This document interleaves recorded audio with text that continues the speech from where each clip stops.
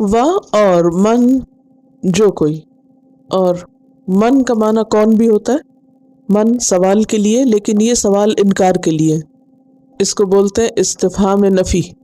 استفہام کس کو کہتے ہیں؟ سوال کرنے کو، یعنی کوئی نہیں۔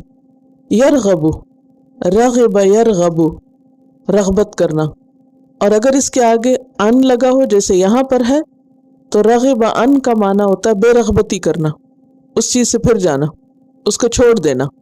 ان سے، ملت، ملت طریقہ، یہاں مراد ہے دین۔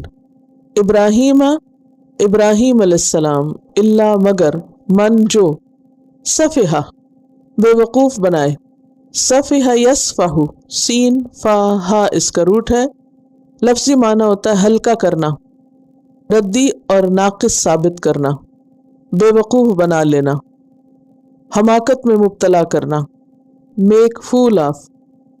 اور یہ رشد کا اپوزٹ ہوتا ہے، رشد کہتے ہیں ہدایت کو۔ نفسہ، اپنے نفس کو، یعنی اپنے آپ کو، اپنی ذات کو۔ ولقد، اور البتہ تحقیق، تاکید کے لیے ہے سب، یقیناً، شورلی۔ استفیناہ، چن لیا ہم نے اس کو۔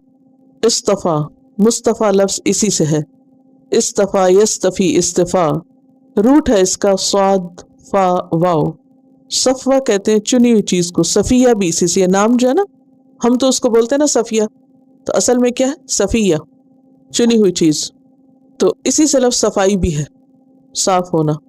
تو استفا کا معنی ہوتا ہے صاف اور خالص چیز کو پک کر لینا، لے لینا، ایک کو دوسرے پہ ترجیح دینا، منتخب کرنا، چوز کرنا۔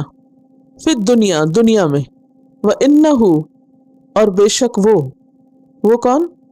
ابراہیم علیہ السلام، فی الآخرت، آخرت میں، لمن الصالحین، البتہ صالحین میں سے ہوں گے، رائٹیس پیپل میں سے ہوں گے۔ اور روٹ کیا ہے؟ صاد لام ہا، اصلح یصلح کا معنی ہوتا ہے اصلاح کرنا۔